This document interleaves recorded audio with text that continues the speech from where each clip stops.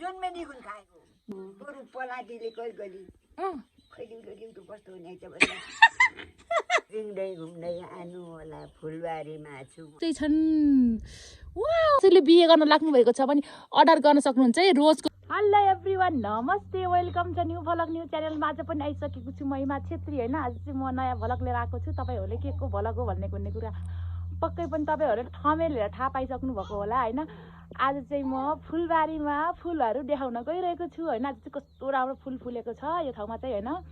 आज सिजन पनि हो कि वैशाखको महिना हैन गुलाबको फुलले पुरै घरै उज्यालो बनाएको छ म तपाईहरुले देखाउँछु है हेर्न सक्नुहुन्छ एभ्रिवान हैन आज फुल यस्तो छ फुलहरु यसरी फुलिरहेको छ यो चाहिँ गुलाबको फुल हैन माउरीहरु यसरी डुलिरहेको छ माउरी देख्नु भएन नि यस्तो मजाले माउरीहरुले रस चुस्यो के राम्रो माउरीले रस चुसेको गाइज हेर्न सक्नुहुन्छ नि त ए धन्नै मेरो आँखामा तोक्न आइनामा के सारो फुल फुलेको गुलाबको फुल फाइनली यो घर नि फुलले कति उज्यालो बनाइदिए हेर्नुस् न यस्तो राम्रो फुल फुलेछ नि गुलाबको फुल तपाईहरुले चाहिएमा यसो अर्डर गर्नु होला वैशाखको महिना लागिरहेको छ हैन गुलाबको फुलको माला लाउने कसको इच्छा छ हैन हामी फुलबारीमा हिँडिन्छौँ फुलबारीमा हामी यहाँ पनि फुलेका छन् फुल हेर्नुस् त सक्नुहुन्छ हेर्नुस् त हेर्न सक्नुहुनेछ फुल यसरी फुलेछन् फुल हेर्नुस् है अब यहाँ हेर्न सक्नुहुन्छ फुल हेर्नु फुलबारीमा म गइरहेको छु है फुल फुल्दै छ फुल कस्तो ढलेछ खराम मलाई कति माया लाग्छ नि कस्तरी ढलेछन् भाइ यस्तरी छम फुलहरु सजाएर राखेको छन् यहाँ आएर पनि फुलेछन् वाउ के साह्रो राम्रो गुलाब हो हेर्न सक्नुहुन्छ यस्तो फुलहरु यहाँ पनि फुलेछन् फुलहरु यति फुलेछ नि यतिखेर भएको के फुल यस्तरी खस्दाखेरि यति माया लाग्छ नि मलाई त्यो फुल फुलेछ फुल हैन यो घरमा नै फुलले नि कति राम्रो देखिरहेको के घर नै हैन यो फुल फुल्यो भने म तपाईहरुले देखाउने छु पक्कै पनि हैन हेर्न सक्नुहुन्छ डाली नि लचकाएर अर्को पनि यस्तो राम्रो फुलेछ हैन यो बोट पनि यस्तो राम्रो फुलिरहेको छ हेर्न सक्नुहुन्छ है तल फेददेखि माथि टुप्पासम्म फुलेछ गाइस रुखमा पनि गइसक्यो नि के साह्रो फुलेको हो यो फुल पनि एकदम राम्रो छ है गुलाबकै फुल हो तपाईहरुले अर्डर गर्न सक्नुहुनेछ फुल देखेर तपाईहरु कति आनन्द मानिरहनु भयो हैन मलाई त कति रमाइलो लाग्छ नि फुल देखेपछि त यस्तो भयो कि हेर्न सक्नुहुन्छ यहाँ वाउ लचकिरहेको नि त आज तपाईहरुले म फुलबारी डुलाउने छु हेर्नु यस्तो फुलबारी हेर्नु त देख्नु भयो नि गाइस के साह्रो फुलेको हाम्रो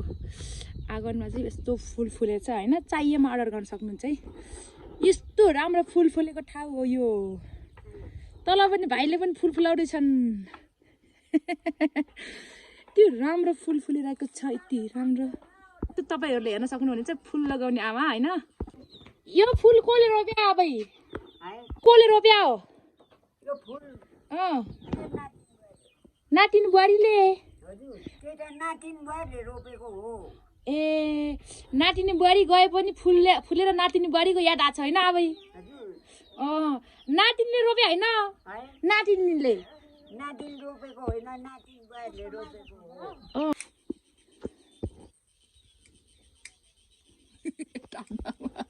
लाइटरी बोलाइ हैन आयो आउनु ला अब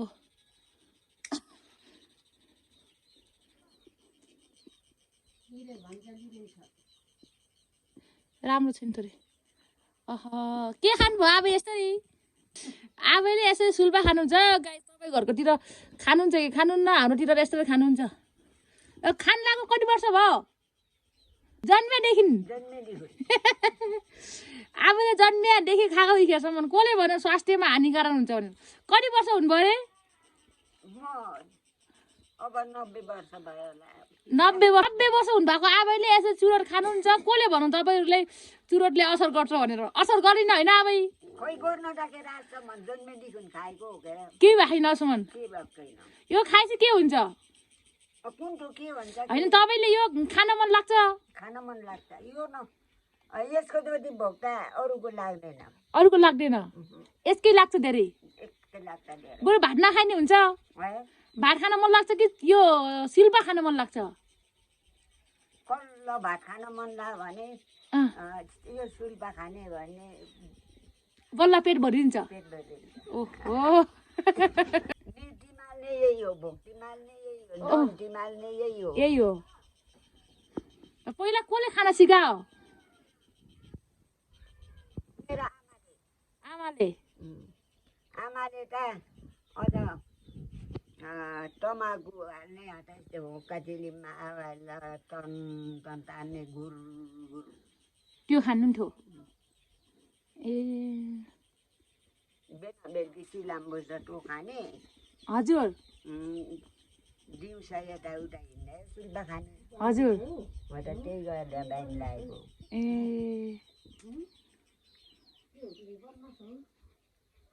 भित्र धुवा आउँछ होइन निल्नुहुन्छ धुवा पेटभित्र राख्नुहुन्छ धुवा पेटभित्र निल्नुहुन्छ निल्ने नहोकेर अब खाने हो नाकबाट पनि बुर्छ मुखबाट पनि बुर्छ ननिल्छ ए हो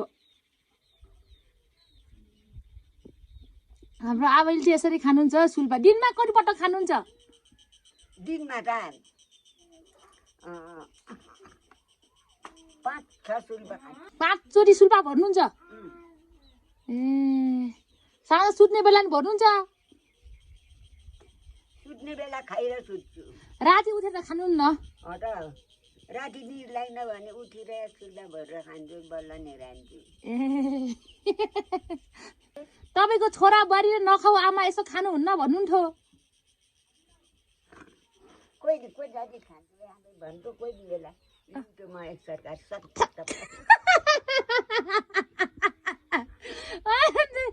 लिउ त एक सरकार पनि तान्छु हुन्थ्यो तपाईँले खाएको देखेर को छोराले सिक्नुभयो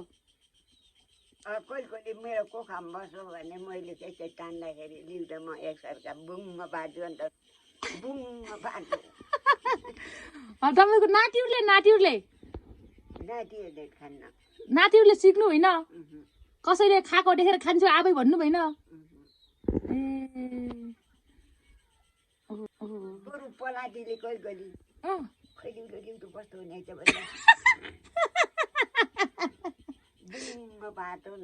पलाटीले बरु पलाटीले खान्छु भन्छ खा देखेर केटाकेटको जात त भयो तपाईँले के भन्नुभयो खाने होइन मार्छन् कुद्छन् भन्दै कठ खान्दिनु होइन ओ खान्दिँदैन तपाईँको बुहारीहरूले नि खानुहुन्छ बेचेको खाऊ कुन बुहारीले खानुहुन्छ र हातेर भन्नुहोस् है मेरो बुहारीले सबैले खान्छ सबैले खान्छन् ओहो तपाईँले खानेखेर अरू मानेर हो ए म भने आएर खान्छन् आफ्नो साथमा राख्दिनन् हिँड्दैन ए तपाईँले खाएको रहर मानेर खाएको होइन ए हो नत्र माइली बुहारीले पनि खान्छ माइलो छोराले खान्छ साइलो छोराले पनि खान्छ म भने आएपछि हजुर एक्लै भए बेला खानुहुन्न एक्लै भयो बेला र पासमा हिँड तपाईँले पनि दिन मन लाग्छ बुहारीले लौ खाऊ भन्नुहुन्छ चुलामा बस्ने आवाज गान सक्दैन हजुर हाल्ने भन्ने उनले हटपट तान्छन् ए त्यसो पो हो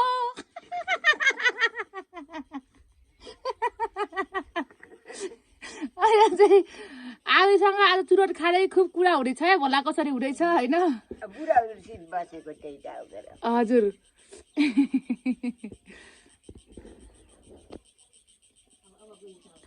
म भने आने छिमेकी बुहारीहरूले पनि हजुर आऊ भनेर आऊ सल्काइदिएको भन्ने तिमीले पनि जान्छ हजुर ए पहिले अब तपाईँहरू क्या केटासँग पहिला केटी भएर पहिला के तपाईँहरू केटासँग थारे भएका गीत गाउने चुरोट खाने यस्तै सुल्पा खाने गर्नुहुन्थ्यो का मेलामा गर्नुहुन्थ्यो अब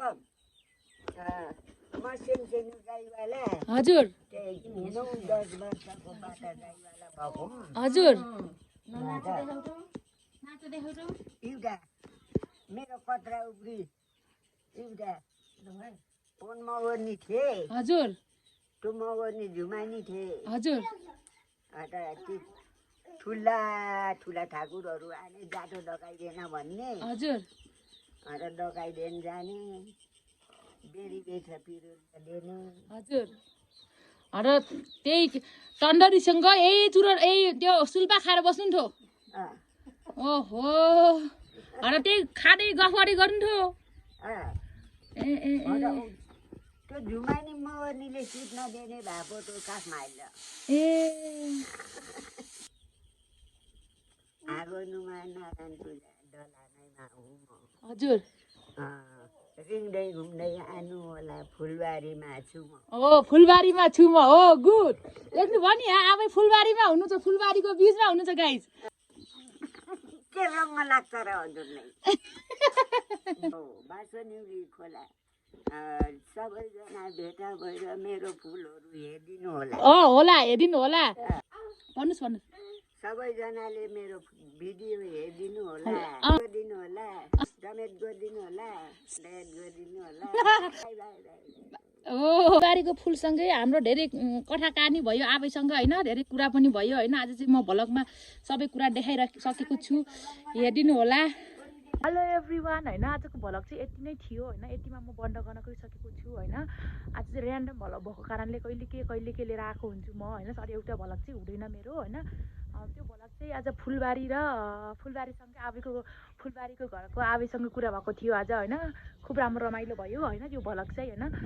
यति भन्दै म सबैजनाबाट बिदा हुन चाहन्छु होइन सबैजना लाइक कमेन्ट सेयर सब्सक्राइब गरिदिनु होला भन्ने म पूर्ण आशा राखेको छु भन्दै बिदा हुन्छु बाई बाई